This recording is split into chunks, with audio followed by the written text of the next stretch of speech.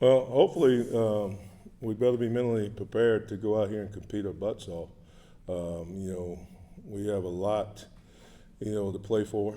Like I told them, it's bigger than any one individual.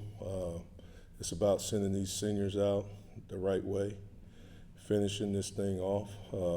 These guys have bought into it and worked really hard in the 3 years that we've been here. And those guys that have been here that in that tenure, they deserve to go out the right way. And, I think some of them really hadn't hit them. And like I said, until they get old like me, they'll look back and they don't really know the significance of that being their last time, playing in Neyland Stadium, their last time running through the tee. Life changes. So, you really want them to be able to finish this thing the right way. And so hopefully everybody's going to show up. Everybody's going to strain their butts off. We're going to play better. We're going to coach better. And we're going to try to finish better. As a follow-up, if I could, how do you manage, you get a group of guys who could come back, they have that COVID year, how do you, this week, has that been addressed to them yet? I mean, it's senior day, but it might not be senior day, it's kind of an odd deal. Yeah. Obviously, COVID has changed the landscape of college athletics. NIL has changed the landscape of college athletics, and the transfer portal has changed the landscape. So, we're dealing with a lot of variables. Unfortunately, in the society that we live in today, nobody really wants to deal in reality. Everybody wants it to be fluff, fluff, fluff. And I just think, when we and it's all fluff and we're not being honest and truthful, we're setting them up for future failure. So, I've tried to be honest, tried to be transparent. At times, the group has played good, and at times, we haven't played so good. So, like I told them, to me, there's just so much unfinished business.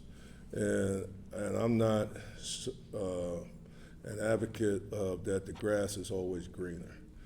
I just feel like what we've done here in the 3 years, fertilizing and watering our grass, it has gotten greener, and I think there are greener days ahead.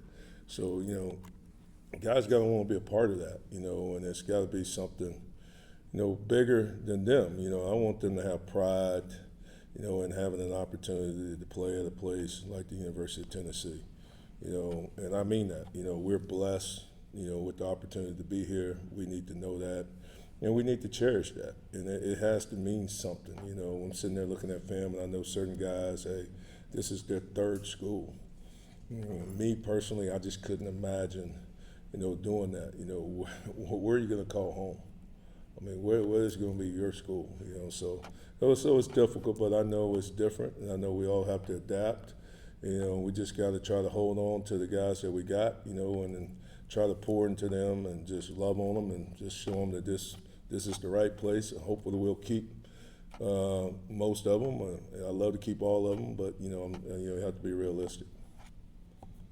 Classic Thanksgiving week question. What are you grateful for this year? I'm grateful for my family. Grateful for my faith. Grateful for the opportunity to be here at the University of Tennessee. Grateful to be the D-line coach. Grateful for health. It's just so many things to be grateful for. I mean, there's so many people out here that are struggling, going through a lot of things that we just take it for granted, how good we have things. Any other questions? Patrick and then Rob. Coach, how do you think Tyler Barron has played this season? I think Tyler has upped his game, and I think he's been more productive. And I think he would tell you is because I think he's invested more into it. So, he's getting more of a return out of it, so it's been good to watch the maturity and the growth. And I hope that he thinks that we've helped him, somewhat, along that path. That's what you really want to do as a college coach. You want to help these young men grow in all areas, on the field, off the field, classroom, academic, socially, spiritually, everything. So hopefully, he feels like we've helped him to grow in all those areas. Coach, what are you seeing people do the last 2 or 3 weeks of travel and slid up past obviously that's part of it. We've got to, we got to strain harder. Quick game, we got to do a better job getting our hands up. We got to get pushed. You're going to get chipped. We just got to pre-snap. We got to see things, and we got to strain better. We just got to finish, and we got to be technical and fundamentally sound. We just can't go out there and start to freelance. Start to stress. Some things are not going right. Now you feel like, hey, I can abort everything that I've been taught, everything I'm teaching, to try to go make a play and not do it inside the scheme. And now you end up giving up a big play. So, we just got to be more attention to detail, stress, really stress and strain. We can, I got to coach them better, teach them better, and we all got to do better. Last question, Vince. This time of year, what's the balance between trying to make sure your guys who are probably banged up from the season are fresh and ready to go best possible for the game versus still practicing that physicality you're going to expect from them on Saturdays? Well, I think everybody's, banged up. It's a collision sport, so, that comes with it. But I do think there is a balance, that you got to be able to have some gas in the tank, and you got to be motivated.